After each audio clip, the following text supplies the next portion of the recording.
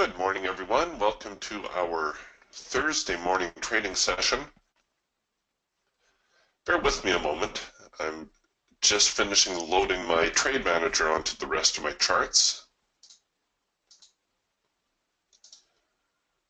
The market just opening up about a minute ago, and it looks as though they opened slightly higher.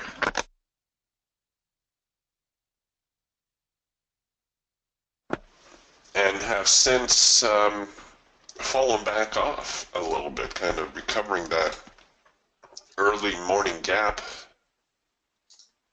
that we might have set up. Thursday is one of our Raptor training sessions. So we've gone through most of we've gone through all of the Raptor program. So I encourage you to ask questions if you have any Raptor specific questions. Well, actually any trading related questions. And what we'll do is we're going to focus on the Raptor a little bit more on Tuesdays and Thursdays, the next couple Tuesdays and Thursdays. And we're going to kind of work on tying everything together.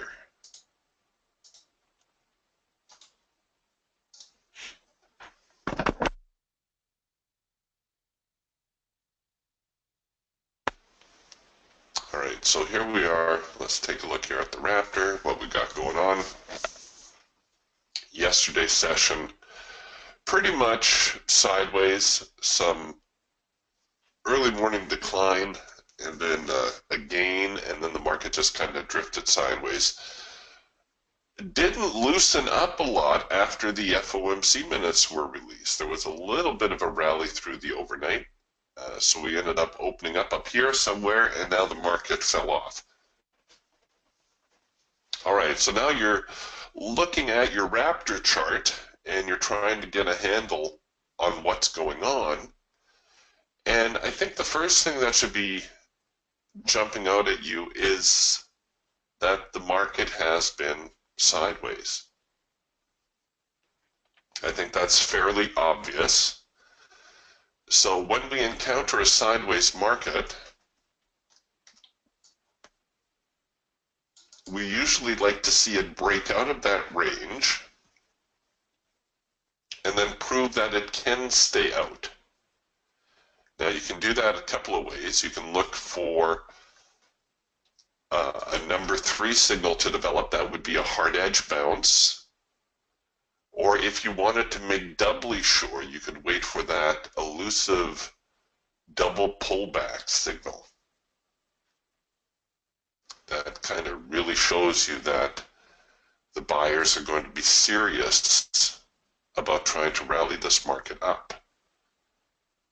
Now, according to the support and resistance suite, we are slightly on the bullish side. But right now, the market's still pretty sideways. And to be fair, it is still pretty early. We're only a few minutes into the session. Let's see what the other tools are doing.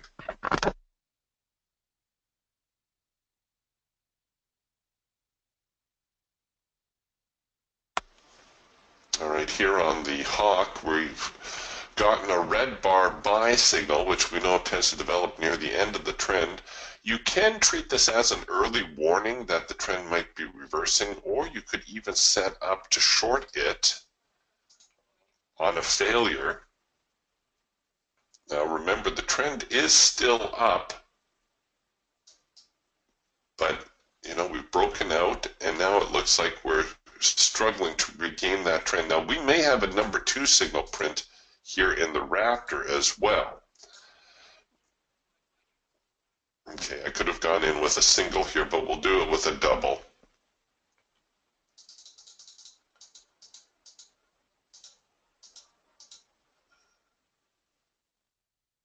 And I think we got filled on the Hawk trade also. Yes, we did. All right, so just allow me to make a couple notes in my journal.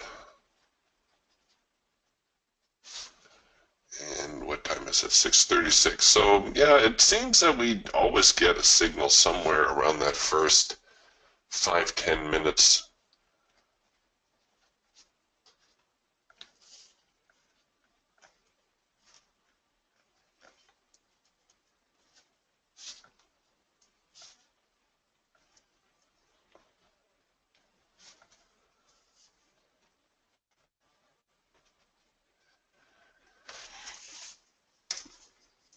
Okay, both signals progressing pretty well.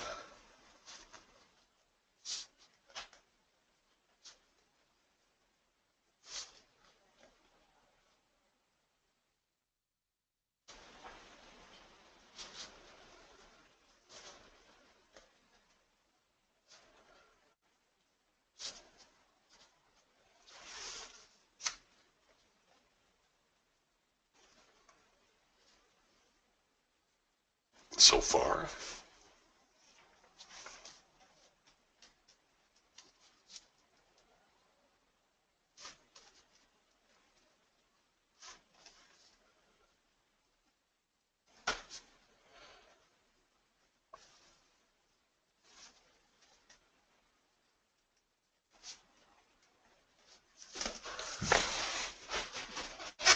All right, so our hawk has since hit its break even. Hooray for us. So our hawk trade finished. You see we got the number 2 printing here. Now you'll notice that we kind of spotted this signal developing before it actually printed. That happens sometimes on the Raptor, so you need to still be alert. You know, you're going to get your warning dots for sure. You should get your pre-signal, but sometimes you just have to take a look at how this trade is developing. And what we saw was a market that's in an uptrend. It retreated back into the sideways range, gave us a little test of the extreme, and then started heading lower. So that was an indication it was going to fail. The hard edge is our first target. So you can see we hit the scalping target, but I'm going to hold out here a little bit for our swing target. And hopefully we're going to see a little bit more downside momentum here. They're flinching a little bit now that, you know, we've encountered the hard edge.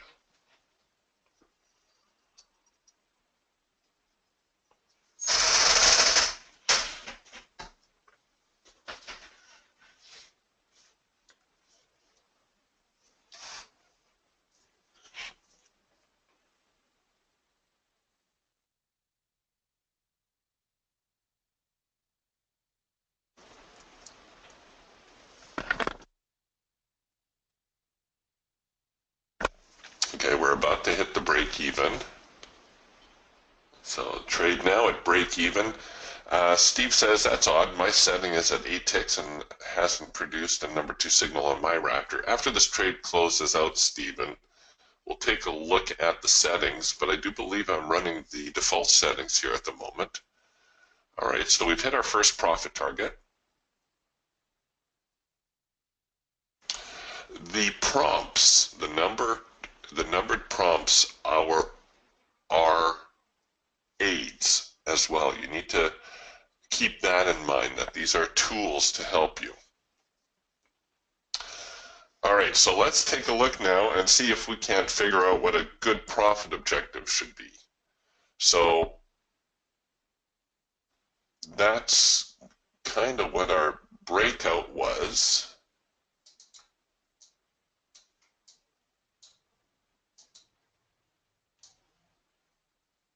So that's from there to there. So there's one zone. And that would be our second profit target. So it looks like if we wanted to, we could really get aggressive with our profit. But in the meantime, I'm going to move to a more aggressive stop strategy, perhaps like the Parabolics. because we've already recovered a one-to-one move.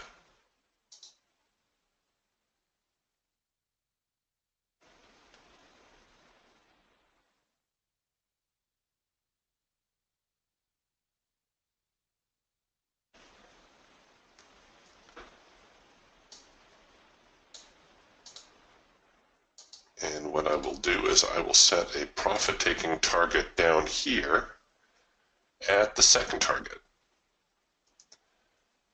Now, if I wanted, I could be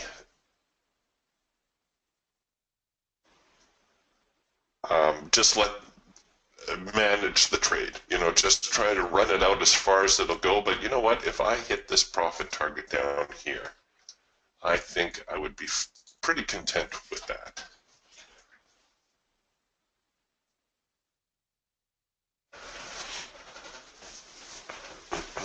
Yes, absolutely, Clayton. I can do that for you. Clayton's asking, when you have a moment, can you go over each stop strategy? And I will do that for you.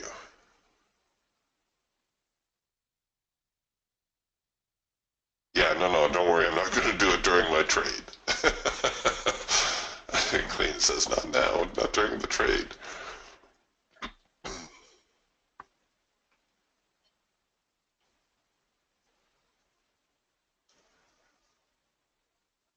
Well, we're seeing a little bit of support come in. We're kind of just passed through the primary support line, perhaps reacting a little bit early to the secondary support line.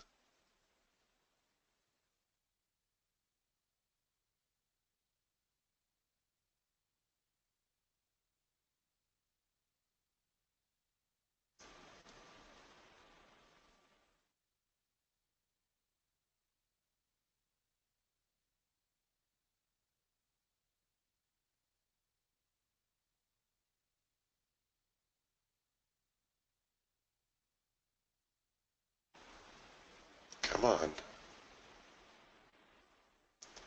It will help pull you down a little bit. Just get in there and grab the bar, pull it lower. There we go.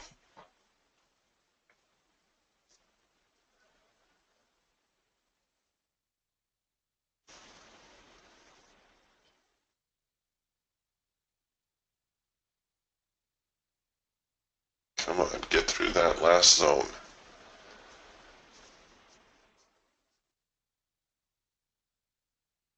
Way to go, Tony. Tony taking the first in-sync eagle trade. And that paying off for him. Nicely done, Tony.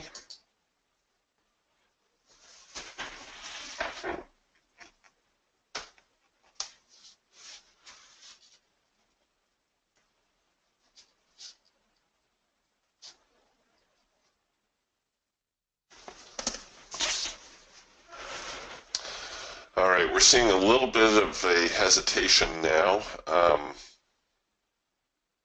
Parabolics will probably come in above the high of this current bar. You can see from a logic counter, I know where that bar is going to finish. Parabolics probably going to roll it to 53.43 half or somewhere in there if this bar does not finish on a bearish note, but there's no question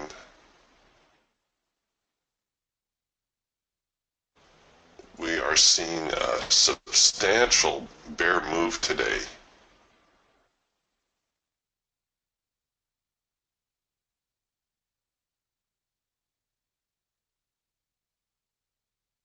All right, you know what? I'm going to squeeze it. I'm just going to give it right there to the current high.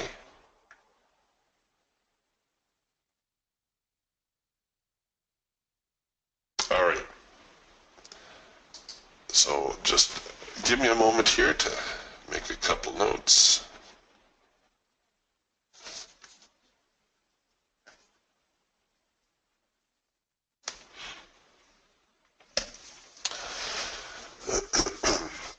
All right, so first things first, let's take a look here at the settings. And my Raptor settings, I do believe I'm running on the defaults. So the cloud sizes are the defaults. Oh, no, sorry, my mistake. I did turn up the number 2 setting. That's your soft edge setting right here, SE. From the default 1.01 to 1.25.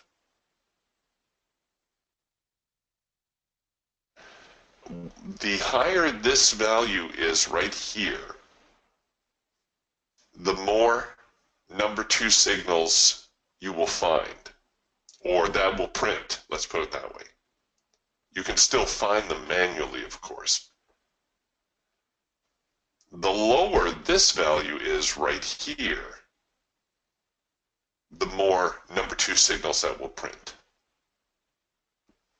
Now, one thing about the Raptor, the new Raptor, is it is a lot more tweakable than the old Raptor. So you can get inside here, you can tweak these settings for each market that you're interested in.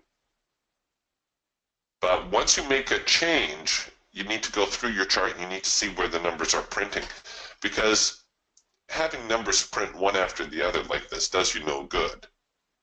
Right? You want to be able to have a signal print and get some follow through on it. Oh, I might have been able to ride it out. We'll see whether we take out the high here. Oh, yeah, so I would have got stopped. So it was a good plan to get in a little bit earlier, or get out a little bit earlier. All right, so don't fret if yours are at the default settings. Certainly feel free to dial them up a little bit. We were experimenting a little bit with the Raptor when we went through the soft edge buy and sell signals. 1.25 seemed to work pretty well for the stock indices.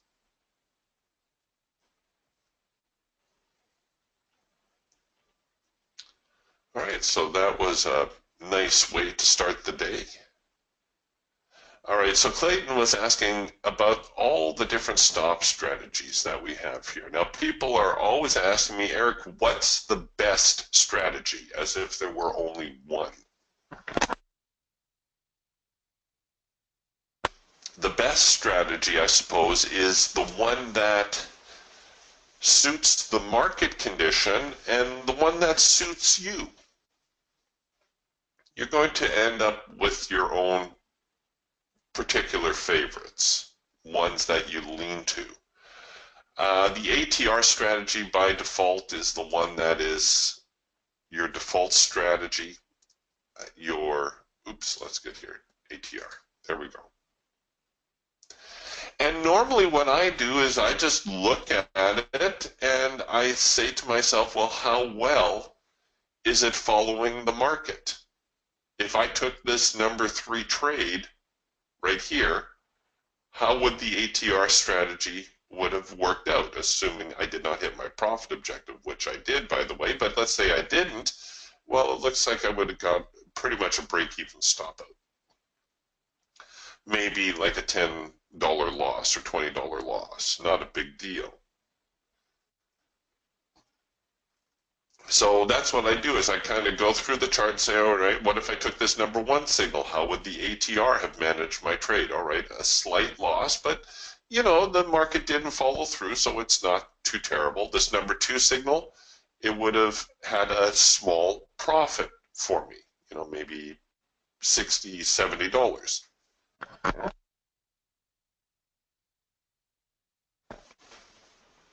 All right, so that's thing number 1. If it looks like the market or the stop strategy is following the market reasonably well, go with it. You can adjust it, you can make it tighter,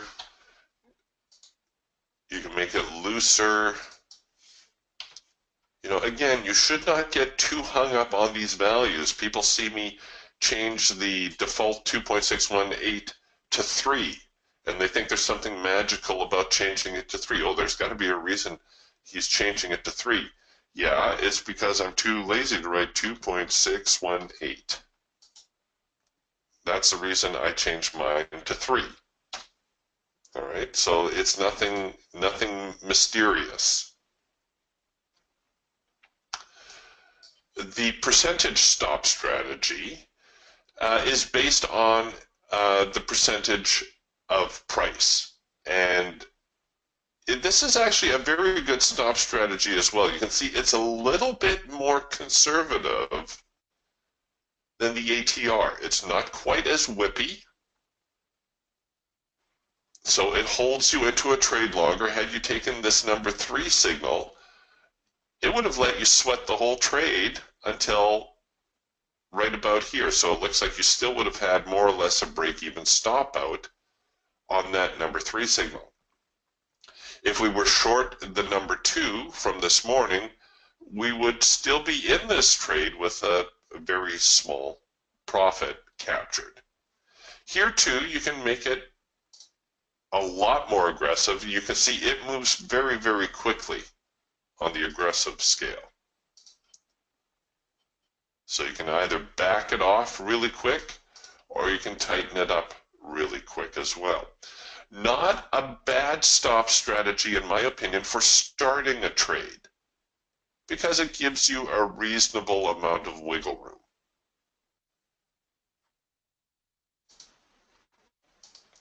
Next, you have your moving averages. Now, these are, you have a plethora of moving average stop strategies. So if you have a favorite, then by all means, go with it.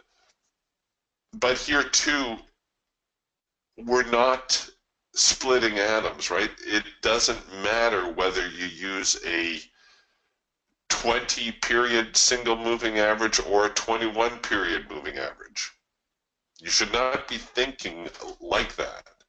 I do recommend a little bit of an offset from a moving average line, because what tends to happen is that a market will retrace to a moving average, and because it's an average price, it represents an average price, sometimes the market will react once it hits that moving average line. So it's to your advantage, I think, to leave a little bit of space at least. And, you know, if you want, leave a little bit more. Leave a little bit more of an offset. And I'll leave it to you to play with these. The moving averages are a great stop strategy. I don't use them often, just because I prefer the ATR strategies myself, but it's a very simple, very effective stop strategy. So you should not overlook them. You should play with them. Of course, you can go to all the different moving averages. You can go to the exponential, which is a little more sensitive.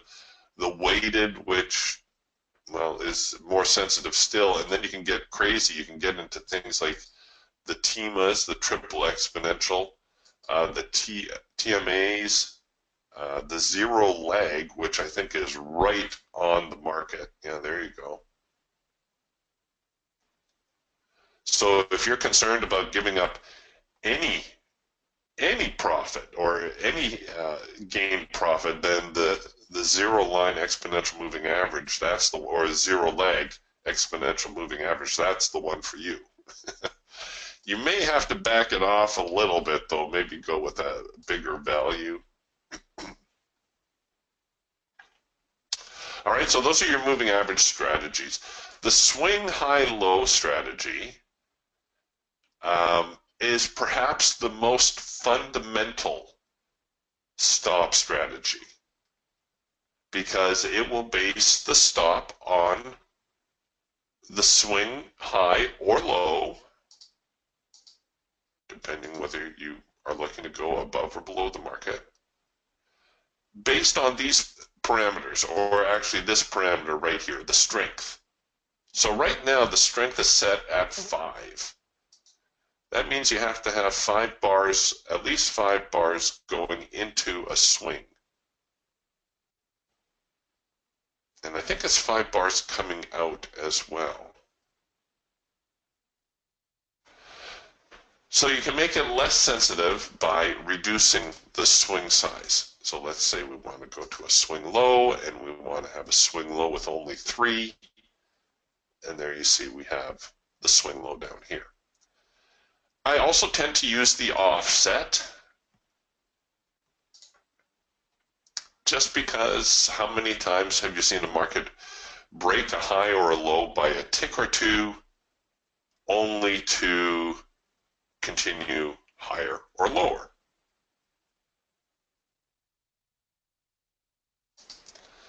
So like I said, I believe this to be the most fundamentally sound stop strategy because it's actually based on what price is doing. It's not just an algorithm.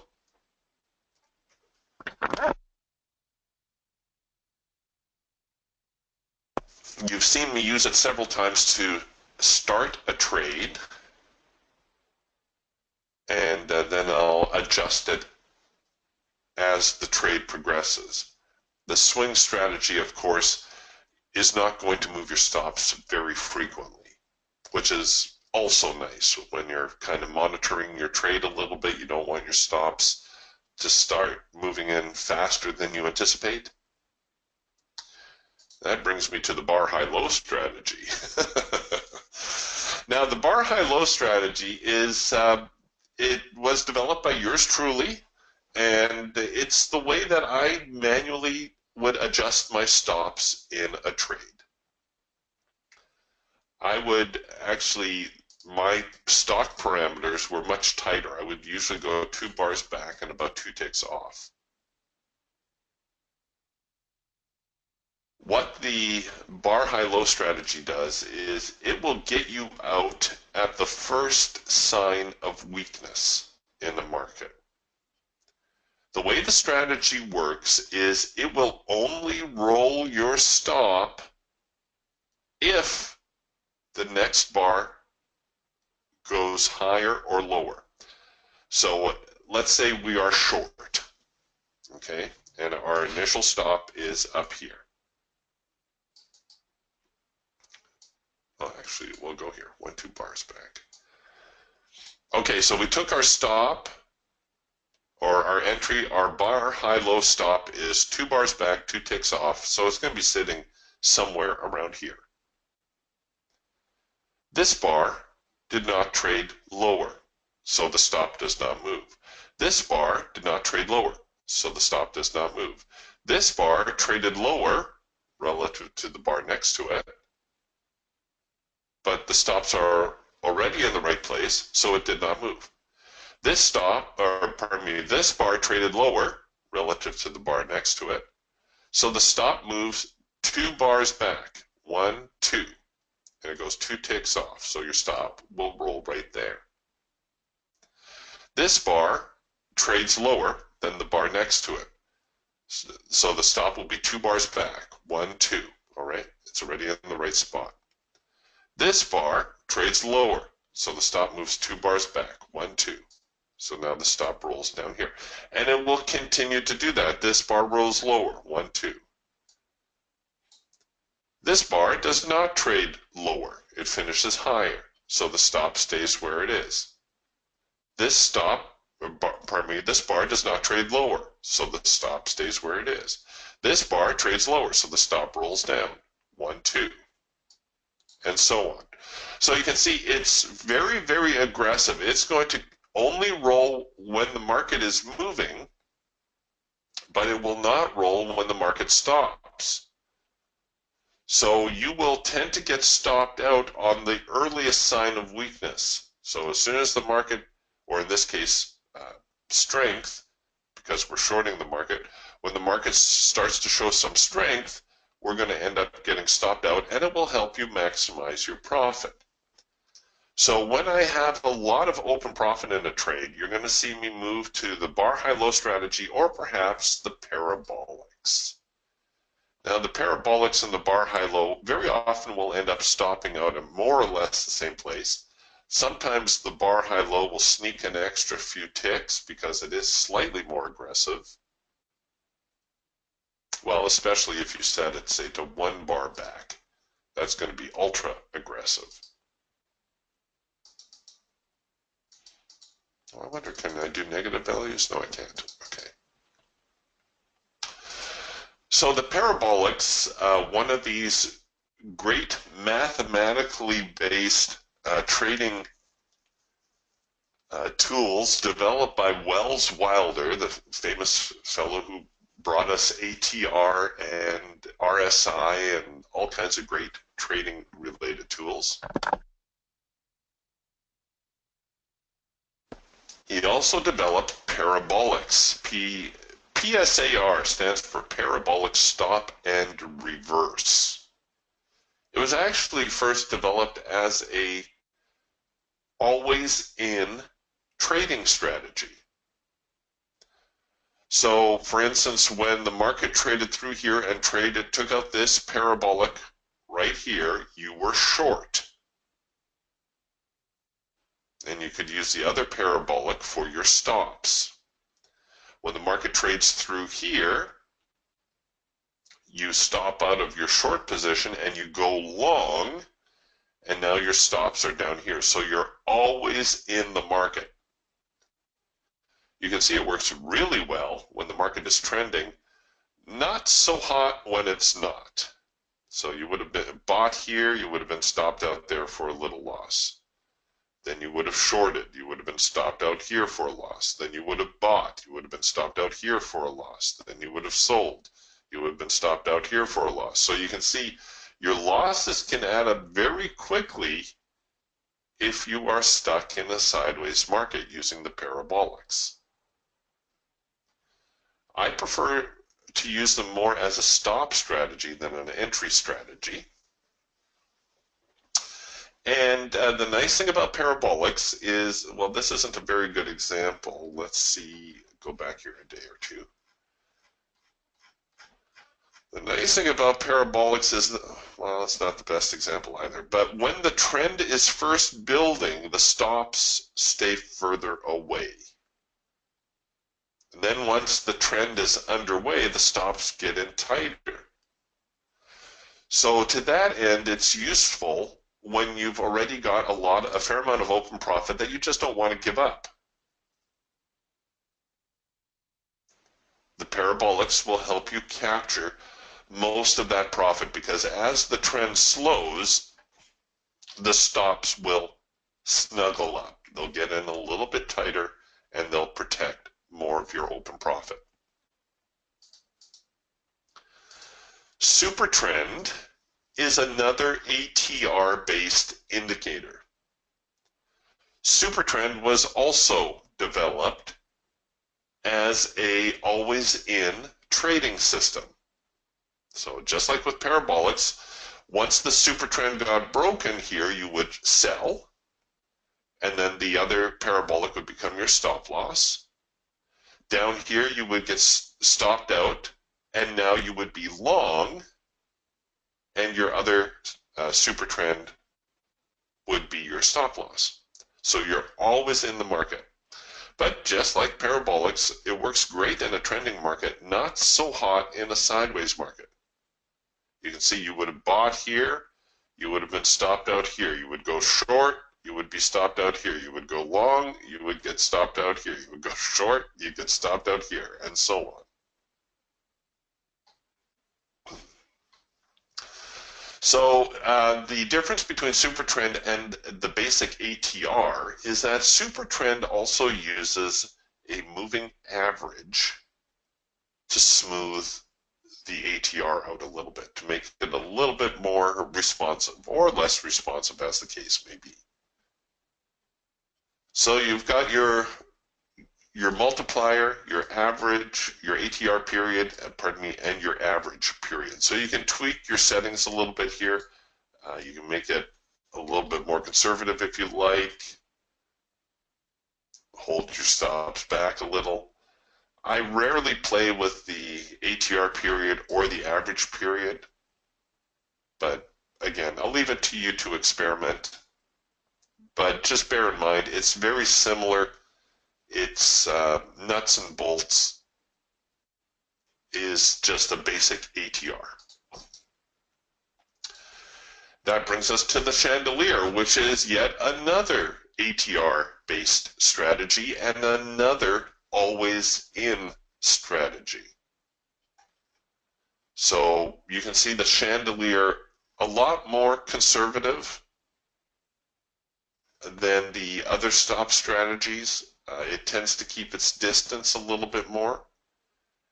The idea behind the chandelier strategy is that it tries to avoid those choppy periods that tear Parabolics and Supertrend apart.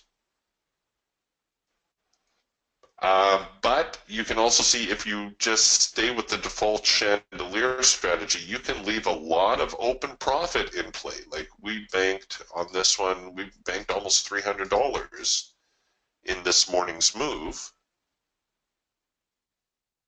You would still have most of that in play. You would have taken your $100 on target, and you would have probably captured right now about another $80 in open profit.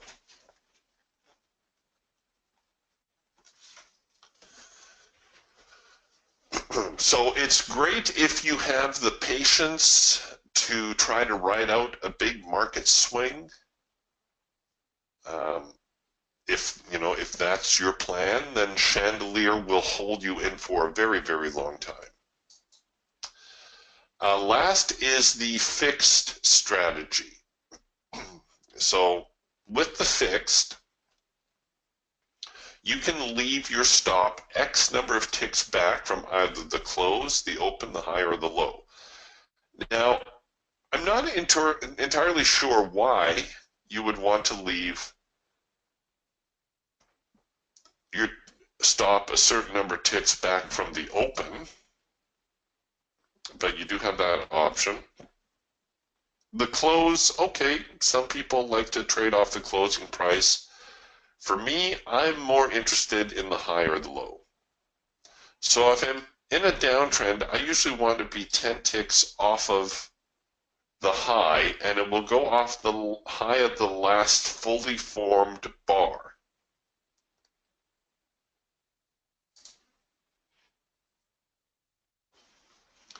So as each bar forms, the stop strategy will start to roll down. Now, the nice thing about the fixed strategy is that you can also incorporate your day ranger into your calculations. So if you're looking at your day ranger, and you can see that, all right, the average daily range for the last, we'll say we'll take 10 days.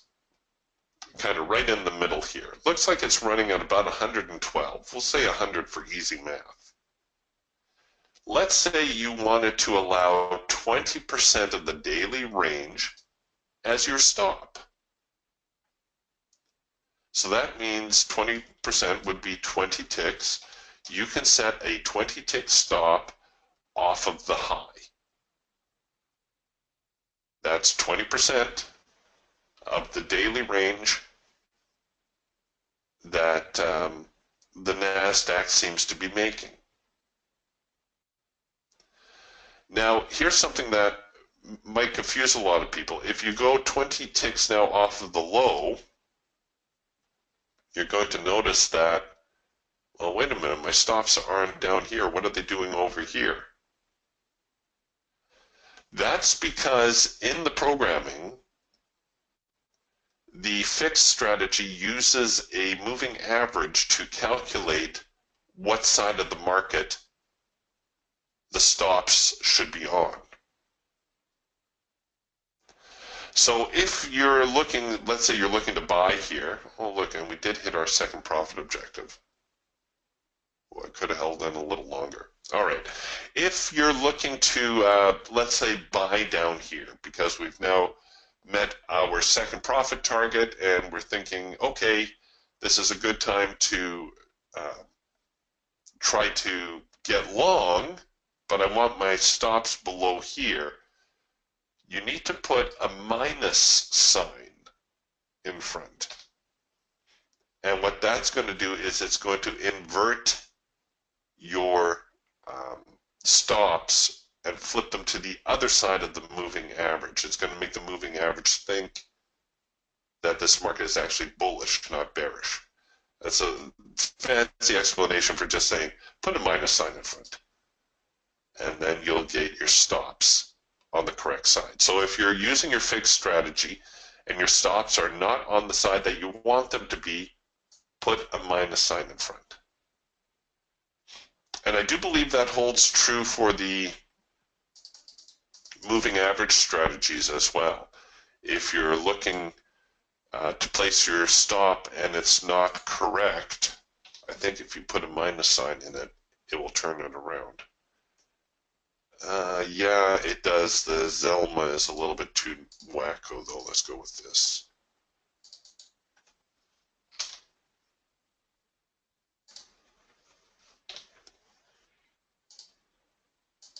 Oh, no, it won't allow it. Okay, my mistake. It's just the fixed strategy then. Some, like the moving average, are going to be a little bit more directional. There's nothing you can do about it. The same is true, though, with the ATR, right? The ATR or the percentage, they're all directional. They have their directional bias.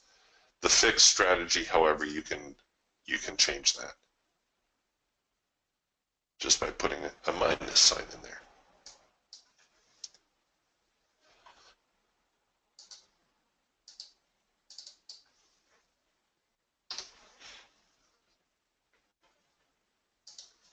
All right, so there's the overview of all your different stop strategies.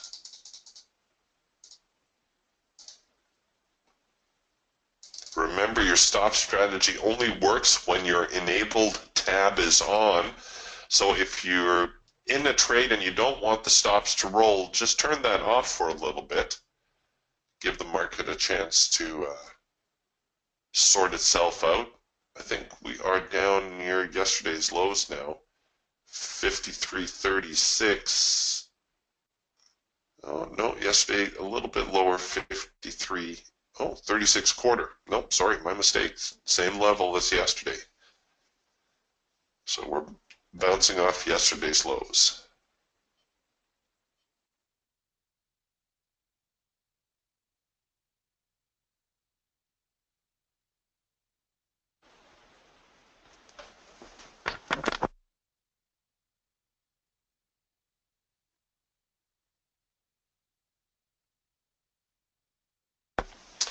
All right, ooh, there they go. They just bottom fell out again.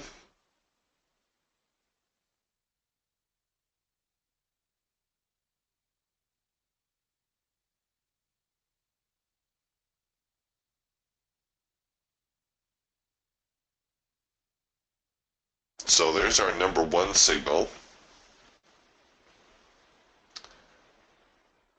Our cloud crossover signal. This one's practically textbook. The market comes down, clouds are crossing, we get that little bit of a pullback. The cloud pushes the market out, and a very, very aggressive follow through to the short side. Very aggressive. Now, one thing about market context, you know how I started the day this morning talking about the context, seeing that, you know, the market is pretty much in a sideways phase, not to get too aggressive to the upside until it can prove it can stay outside of that sideways range. And you can see what happened as a result. Market fell off. But notice how strong this move down was. This was a solid move lower. Very, very little hesitation. There was little hesitation right here. Another one bar hesitation right here. This one trying a little bit. Even the pullback when it developed was minor. So that tells you, or should say to you, that, hey, we've got some pretty good downside momentum here, which, you know, when that number one signal prints, it will give you maybe a little bit more confidence to get into the trade. And if you're just not sure, remember, you can always dial down your risk amount. Or if you're like me and you dial down the risk amount, you're going to probably be trading a onesie anyway, so just go to manual mode, throw a onesie on it, and there you go. So nice, another solid 40 tick move to the downside.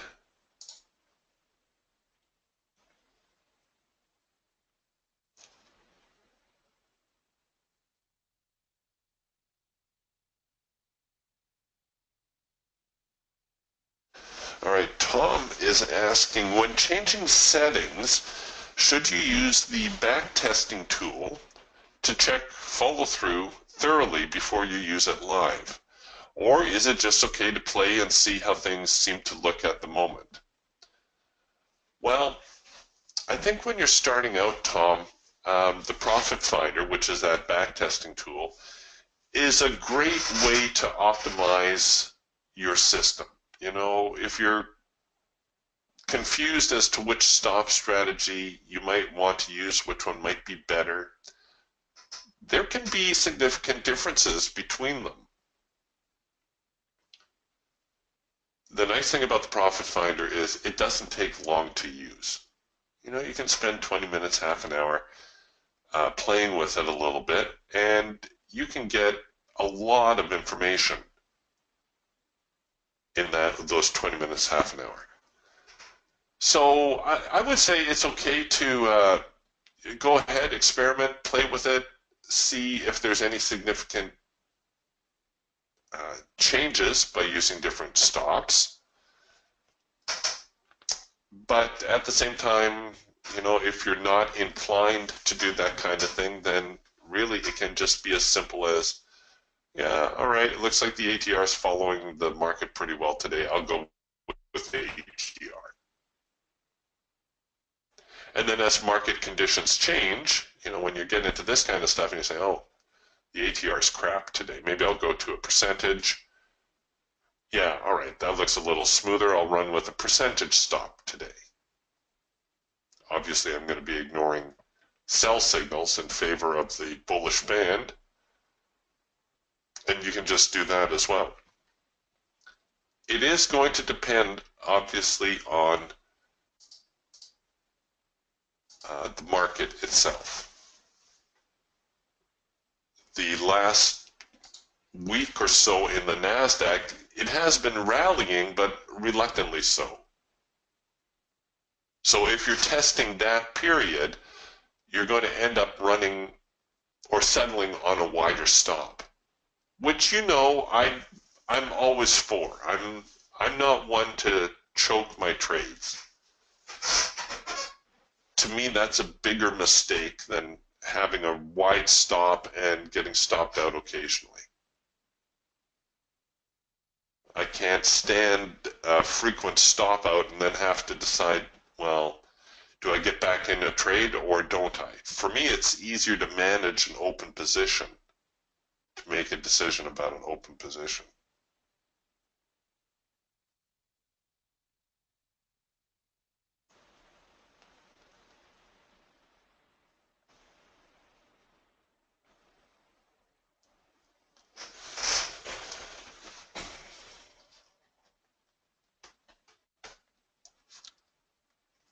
Okay, just finishing some notes.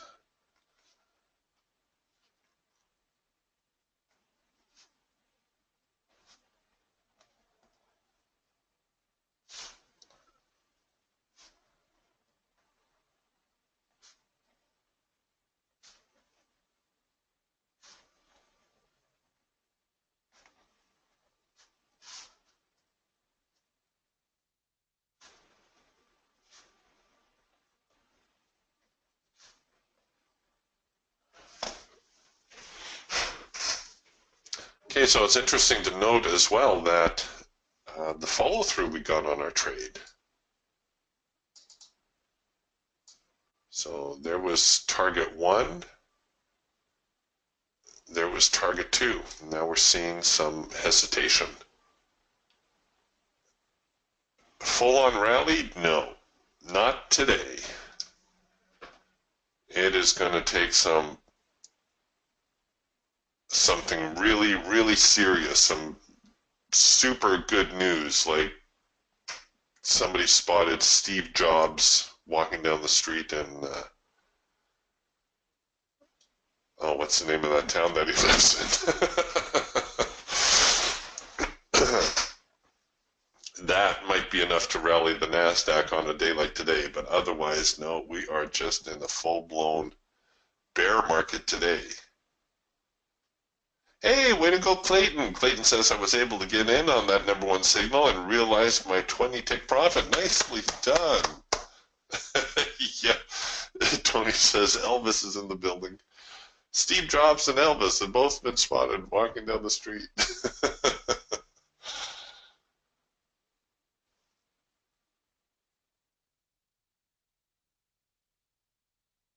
Fantastic question here from Tom. Tom asks, when you make notes about your trade, what are you writing? What types of things do you take note of? All right. I really should make a copy of a new journal page, but let me show you the one that I have saved. Those of you who have seen this before are going to be bored seeing this page, but bear with me.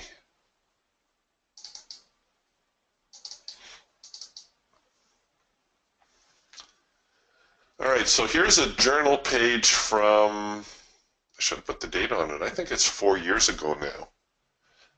But even though it's 4 years old, I can still tell you exactly what was going on this day. Now, you're going to develop your own shorthand. And even over the 4 years, my shorthand has become a little bit more sophisticated. I track my profit objective now. I used to just write in my profit or my stop loss, however the trade worked out. But I make note of the date. I make note of the time of the trade, whether I buy or sell. I don't usually write sell or buy anymore. I just put S or B. And then the tool that I'm using, the Eagle, the Hawk, the Falcon, and now R for Raptor, of course. And then I do the nuts and bolts of the trade. So I'll have the instrument I'm trading, the number of contracts, the price that I got in at. So I was trading the 30-year bond, one contract, bought 149.27. I had a stop loss at 150.07. I didn't make note of my profit target, which is what I do now. So for instance, on the NASDAQ trade that we took this morning, I wrote NQ2 at 53.52.50, stop loss 53.61.50, first profit target 53.47.25, and then the second profit target 53.43 even. All right, so those are the notes on the trade, and then on the right side I will record how the trade worked out, profit, loss, whatever the deal is. Now comes the important part. What are the reasons you took the trade? I've found that you should have at least 2 reasons to take a trade. If you can't even make up 2 reasons to take a trade, you probably shouldn't take the trade. So, you know, it was the first signal. I thought I saw a head and shoulders top. So those were my 2 reasons for getting in. And then what did I learn from the trade? Now, what I normally do now is I will star everything after the trade works out. I'll put a star by any important things that I've learned about the trade. Just in case I ever go back and reference my notes, that, you know, I'll see what did I learn from it. So what did I learn about this loss? I should have started here. I got in too early, and there was no trend developed yet. Now, by doing these notes, you're going to learn something. I very rarely review my notes. Very, very, very rarely do I review my notes. But the simple act of writing things down imprints it on your memory. TraderView is a great tool in that it aggregates all your data for you. It puts all your data in one spot. You can go, you can run all kinds of cool little tests on it. You can plot, and there's very useful information from TraderView. Don't get me wrong. You know, you can find out things like, hold on a second here, we'll go to TraderView.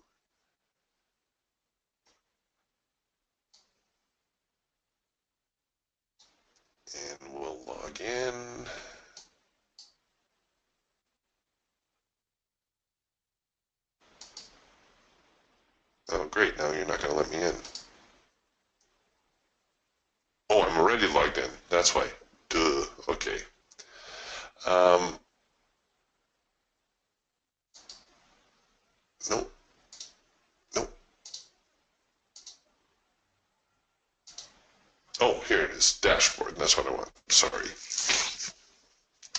Okay, so you get your trades, you get your summaries, and you can run all kinds of neat tools here. You can look at your trades, see how they work out. You can run your reports,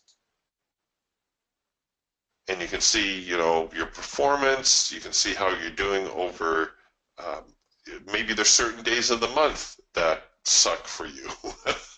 Maybe, well, whatever. I really like the. Which one is it?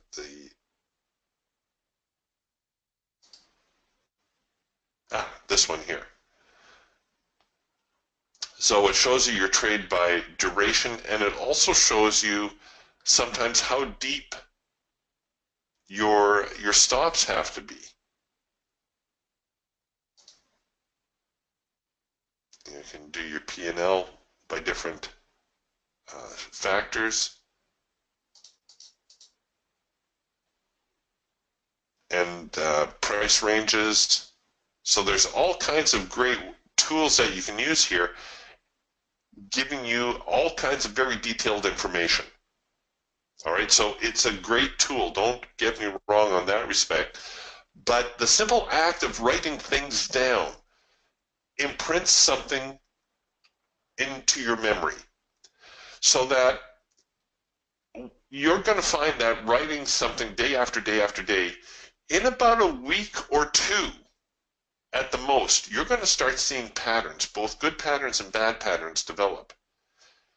This is how we came up with stuff like the first micro macro crossover signal in the hawk, because I would write it down, and okay, well, this one didn't work out, but here's a first micro macro cross, profitable. First micro macro cross, profitable.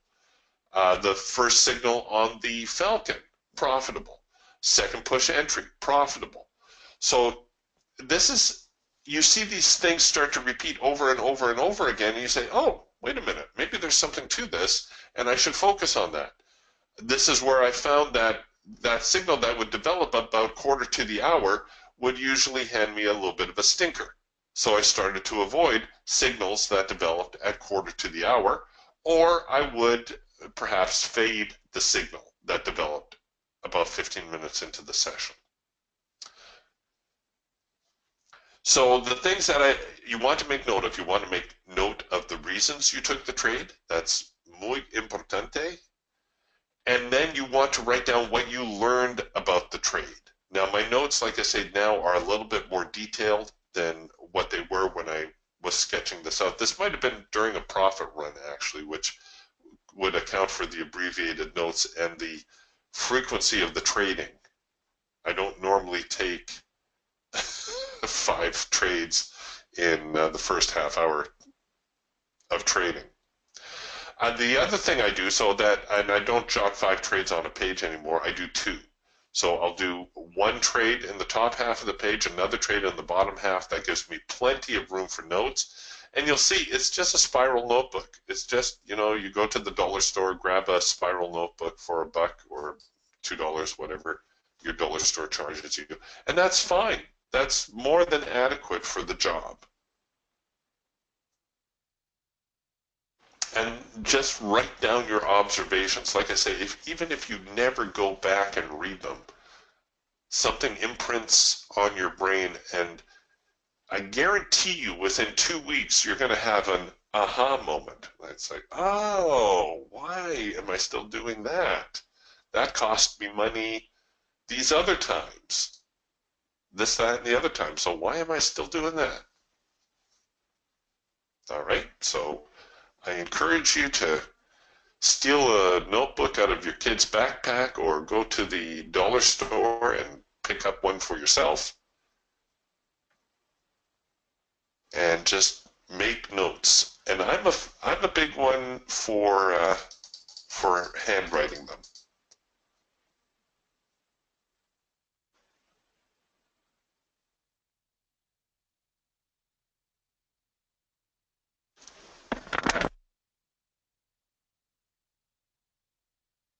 You can type notes in,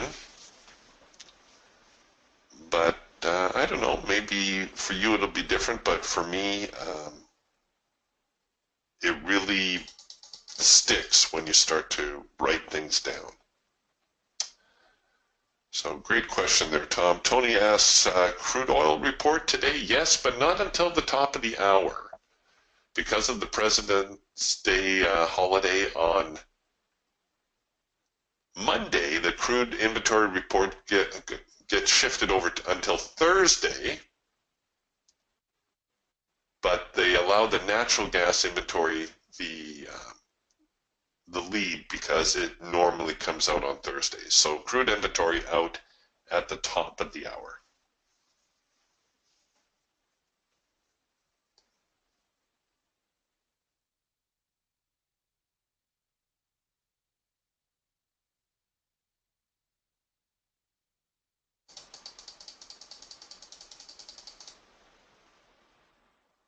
Well, Clayton took a moment here and actually typed in his journal entry, so I'll just read it out.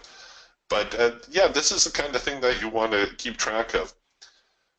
Clayton writes, I missed a couple of trading opportunities this morning due to getting a late start. Number 2, short signal at 037 hours that developed into a 22-point move down. 0909 hours, Clayton obviously has a military background. 0909 hours, trade on number 1 short signal on Raptor at 53.40 quarter at 1 contract using manual settings.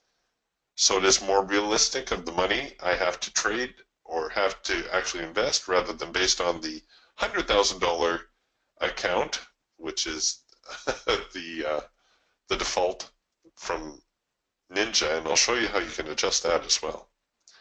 ATR stop strategy, profit set at 20 ticks, 53.35.50, trade developed, and I made my profit of $95. So just writing those things down, you know, you can do it like the journaling format like Clayton did. You can just jot down bullet notes like I do. Just do it. To borrow from Nike, just do it. All right, if you're trading in sim or you want to make your sim more realistic, from your control center under the tools tab, go down here to options and then click here on your simulator, and from here you can set your cash. So rather than have it at $100,000, you can make it whatever is going to be more realistic for you. So $23,105. Click OK, and now that's going to be your balance on your sim. So if you're trading $5,000 account, you can put that in there too. And Trade Manager will read that value when doing your calculations.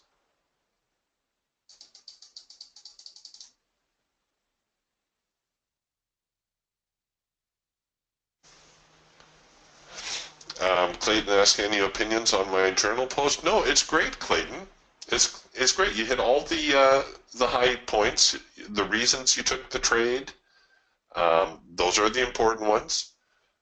If you learn anything from your trade, that's important. The markets really are the best teachers. You know, they always say experience is the best teacher. Unfortunately, it's a very expensive teacher. Well, the markets are kind of similar in that fashion. The markets are excellent teachers, but they can be a little bit expensive. So speed up the learning process a little bit and keep a journal.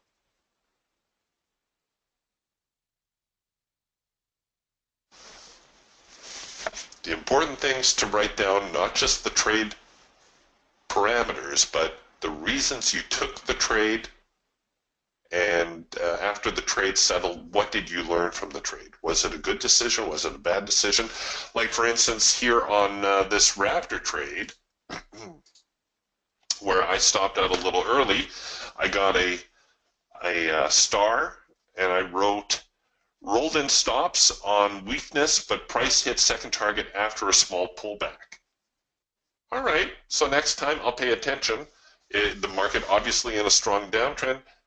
Maybe I'll try to ride out the pullback because the market went down to the second profit target anyhow. Am I upset that I didn't get the extra $200 out of the trade? No, because you're always going to leave money on the table. Your objective should not be to milk every last cent out of a trade, because it ain't going to happen.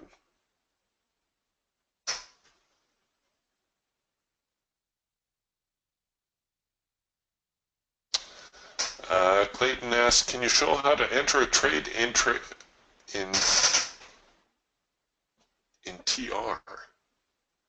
Do you mean TM, Trade Manager?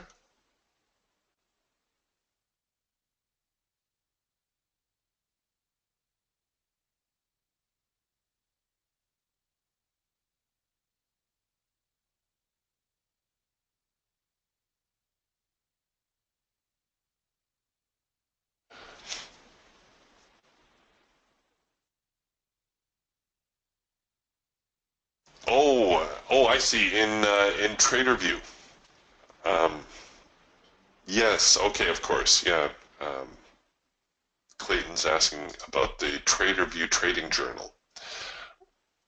Well, you can enter your trades manually, or you can get the indicator warehouse journal link. Dun, dun, dun. And what that does is it will automatically send any trade you have to TraderView. Now, hold on 1 second here, and I will endeavor to show you where to get that.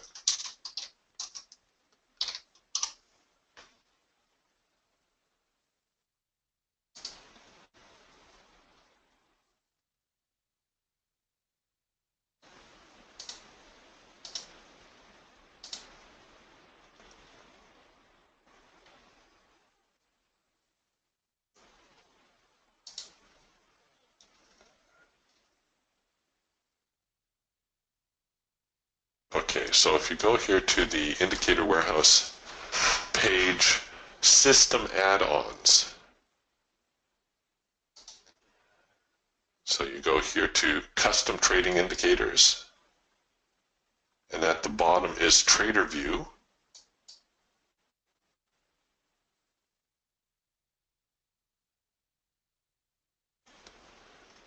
It's a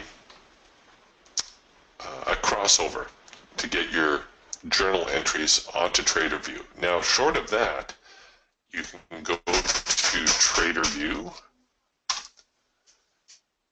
and when you are at TraderView,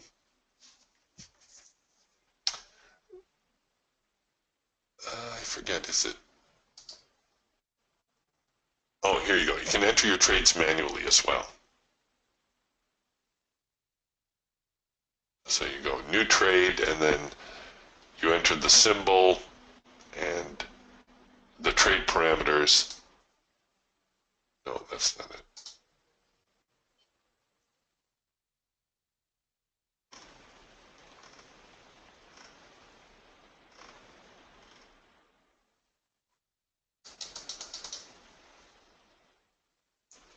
I've always had the thing do it automatically for me. So, oh, here you go. It's just at the top of the page. So you put in the symbol, whether you're long or short, intraday, and then your, no, wait a minute, where's your start price and end price?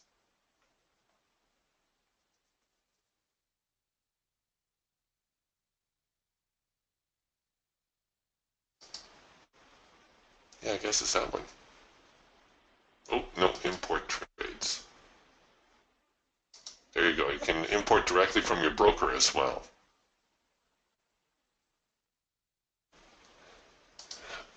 But like I said, the easiest thing to do is just use the TraderView journal link And you can write Adam about that.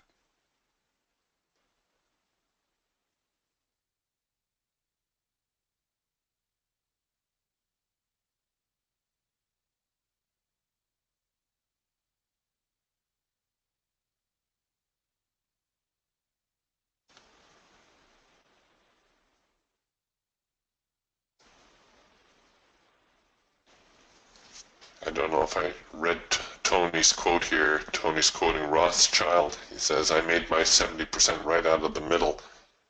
And that's true. You know, it's take your money and run. Don't be greedy. It's easier making money when the market is moving through the middle here than trying to figure out, okay, are they going to go higher or are they going to go lower? What are they going to do from here?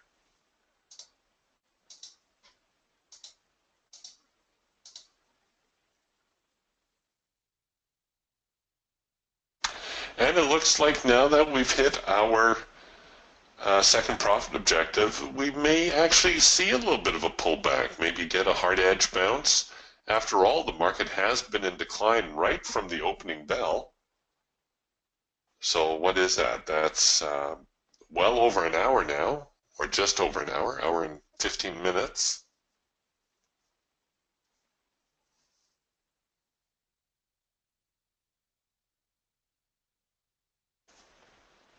Might see an attempt at some profit taking, but like I said, I think the best the buyers would be able to do today on such a strong bear day is push the market sideways. I would be very surprised to see the buyers put in a rally.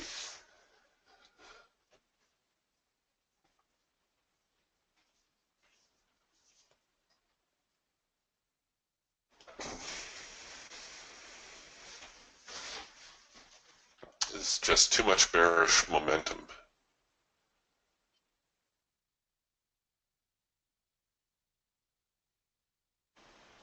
But these are the kinds of days, you know, that we live for. When you get days like this, you just resign yourself to the fact, okay, well, it's a sideways day. Maybe I'll be able to scalp out for a couple of bucks. Maybe not.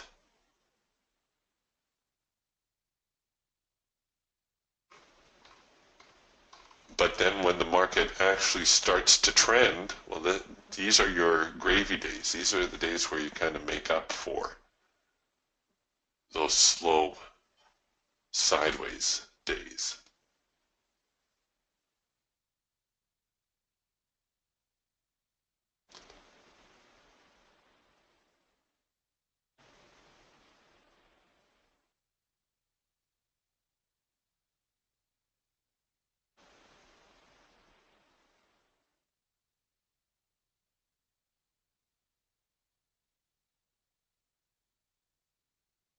We actually had a double pullback signal here.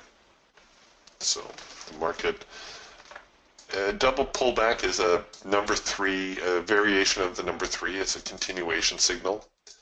So there's pullback and signal one. Here's pullback and signal two.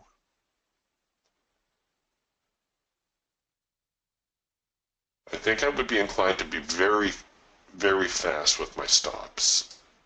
Just because the market, like I say, it's been falling for an hour and a half.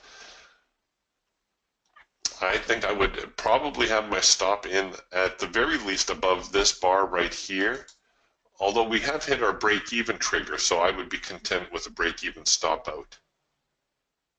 Our break-even trigger right about here. And I would be okay with a break-even stop out at this point.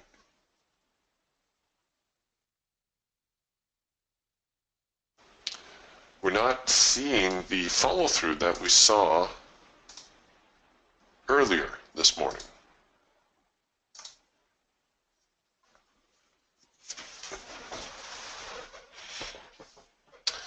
And like I said, it's not unlikely that we will see the market try to rally a little.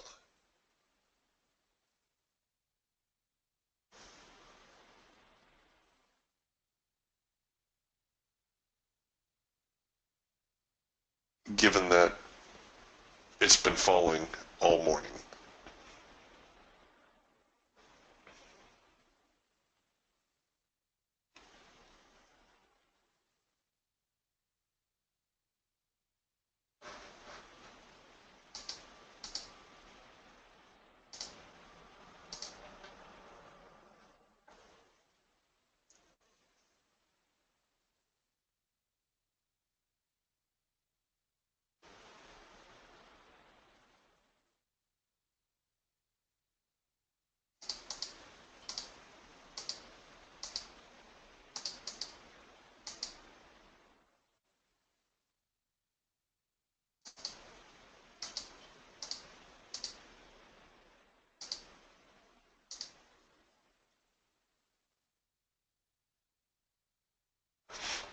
Well, the buyers are trying hard.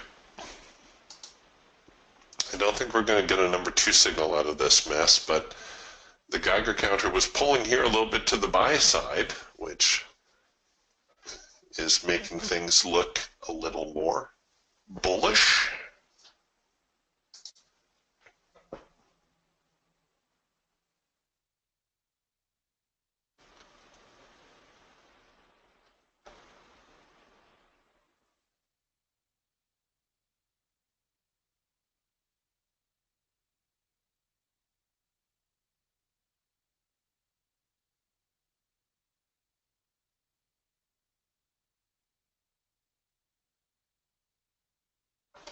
We have seen a retest of these lows, and it's almost like we're getting a little bit of a failure. Maybe even a slightly expanding formation, which does tend to precede a reversal as well.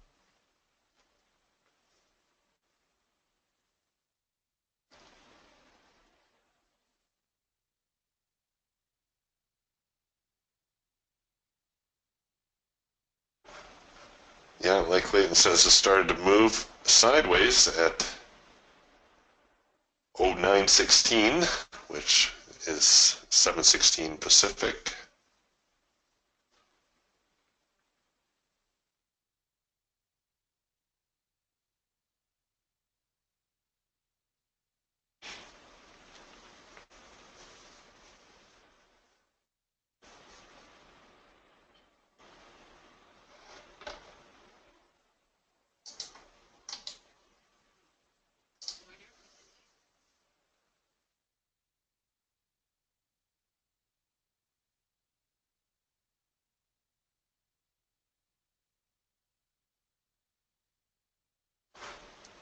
And nothing really going on yet.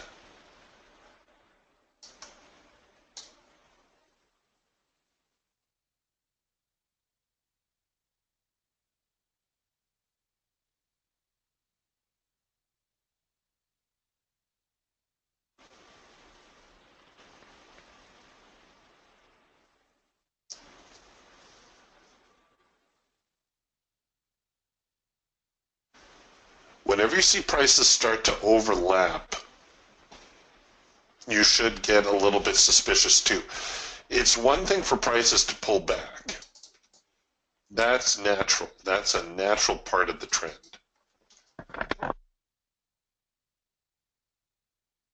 Pullbacks normally occur because there's some profit taking going on. Sideways ranges and overlap develops because there is aggressive buying going on. So here the market moved higher not because the buyers were strong, but because the sellers were exiting their short positions.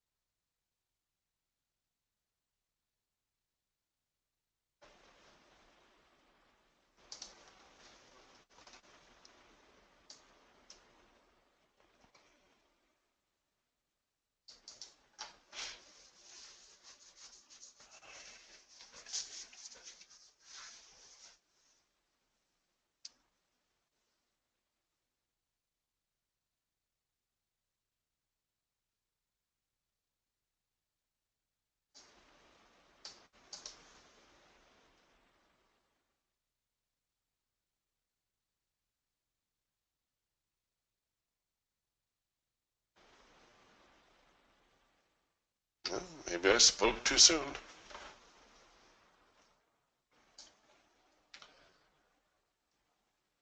I really try hard not to buy into a blatantly downtrending market.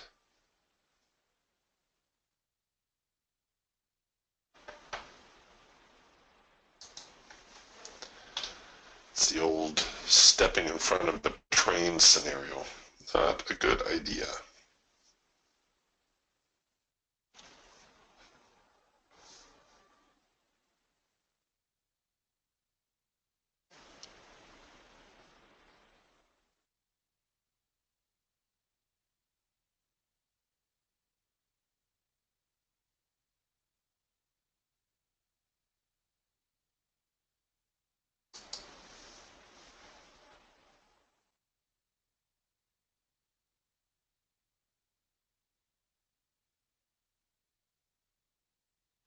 Well, while we're waiting on the raptor, let's take a look here at crude oil, and we'll take a look at the raptor as well. So crude oil not really giving us a signal this morning. There was a bit of a run-up in the overnight. Now we are in this little bit of a sideways range. A very bracketable range, I might add, for an OCO order for the crude inventory. So you could bracket the high, you could bracket below the support here.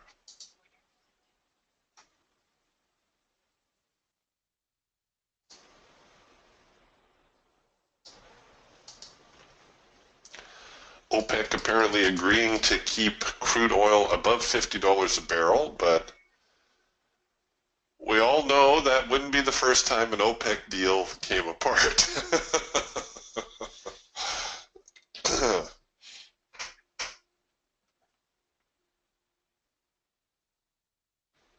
But the raptor definitely bullish.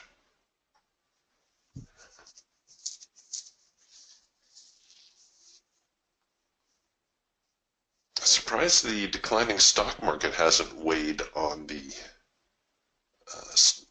oil that much.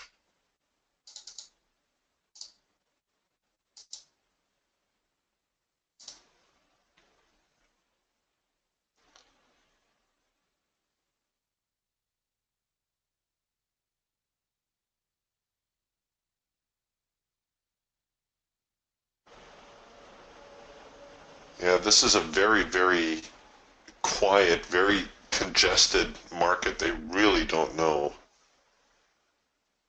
what they want to do with this.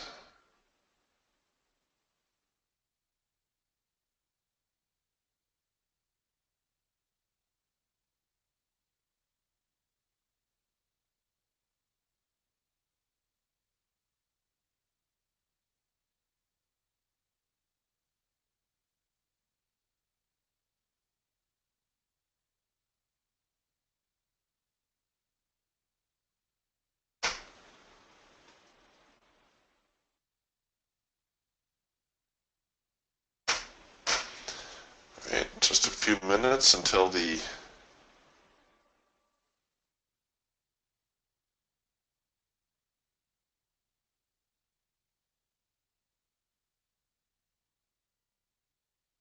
crude inventory comes out.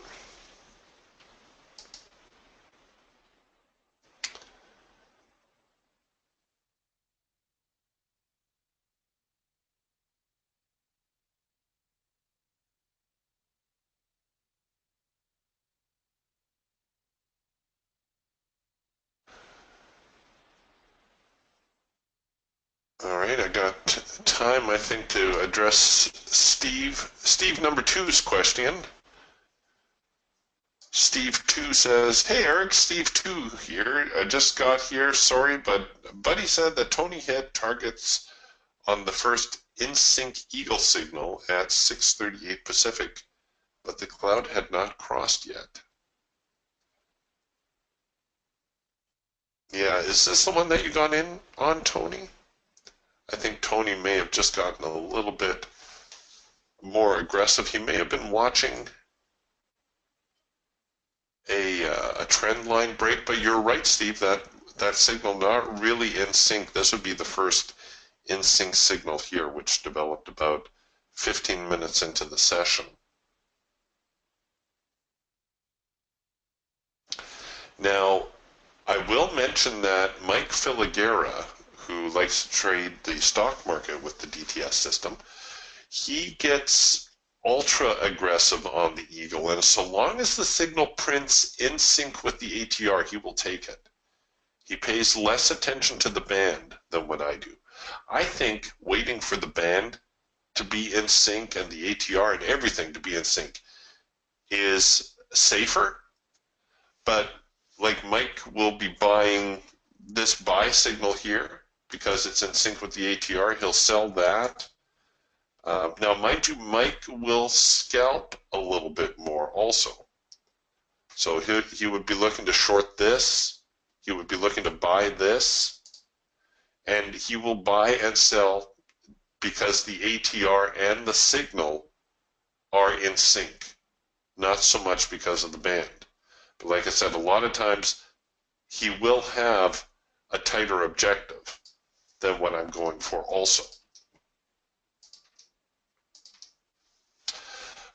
No, but your observation is correct, Steve. I would have classified this one here as the first in sync signal. And the NASDAQ still falling for a few minutes there, and crude oil still kind of hovering. I'm going to back my entry off just a little bit, try to make it a little bit more balanced. That's what I'm looking for here. All right, here we go. Keep your fingers crossed. We got about a minute and a few seconds now, and we'll see the inventory.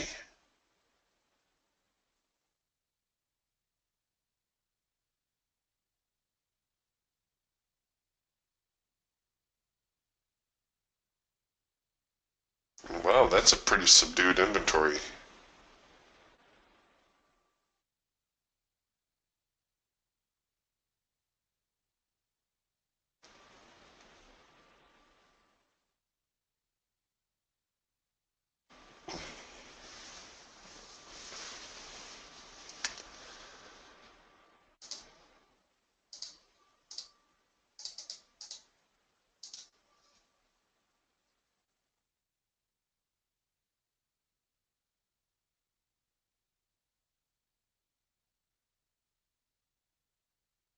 All right, so they're backing off the highs. It looks like the lows are right here, so there's our OCO right there. That's what we can bracket.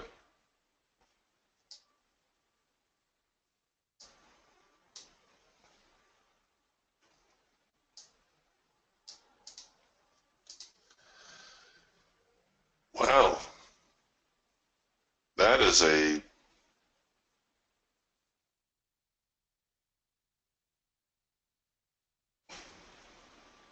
oh, Tony says it was the second one. My mistake. I mistakenly assumed he meant this one. Nope, he meant this one right here.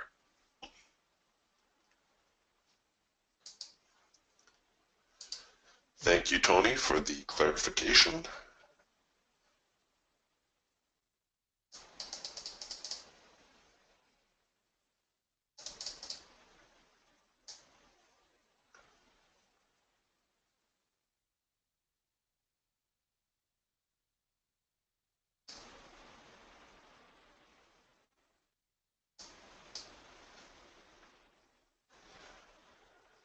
Well, I'm going to close out this crude trade because there's nothing coming of it.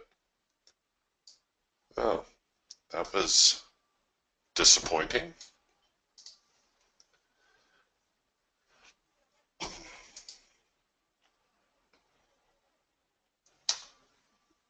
And the NASDAQ, am I going to run out of lines? No, I got a few lines to go still, but the NASDAQ just in a tailspin.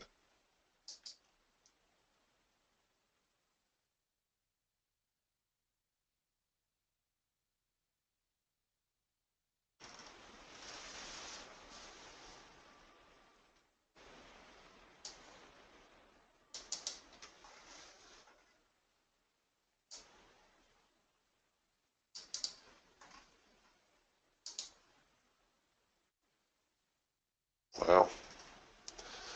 All right, well, that's a crazy short market.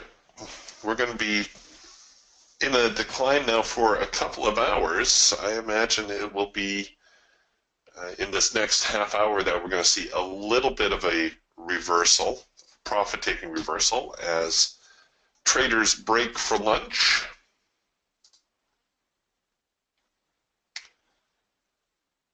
Probably a good time for me to break for breakfast.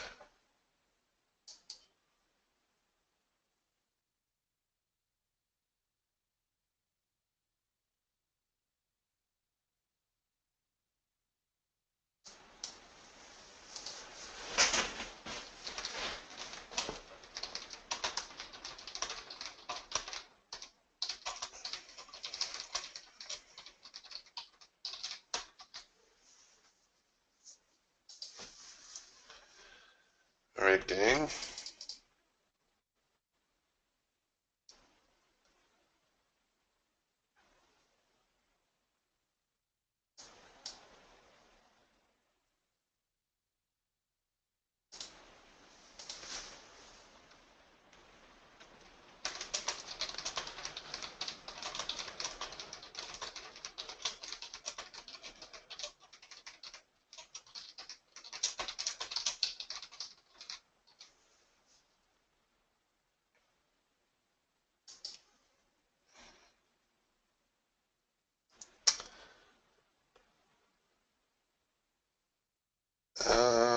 Gee, I'm really tempted to try to jump on board here again, but I feel a little bit more comfortable trying to get back into the market on a little bit of a reverse.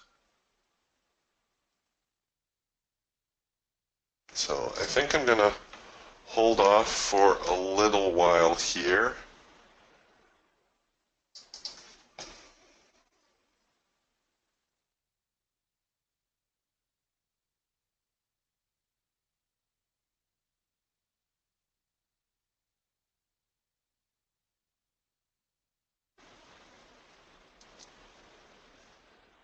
Crude oil starting to slip a little bit lower, but I'm just going to let it pass. The crude inventory, really nothing, the big old nothing burger, as they say. So we'll just let that go.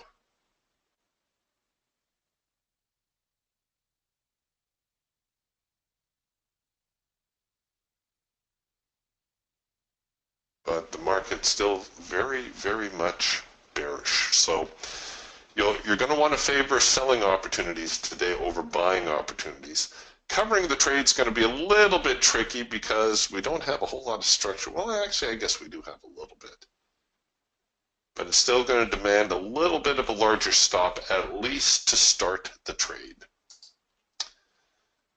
But I think the move of the day, we've seen it here this morning, this afternoon, likely to be a little bit more sideways and maybe a little quieter. All right, gang, we're going to button things up, and I will see you again tomorrow morning. We'll talk to you then. Bye for now.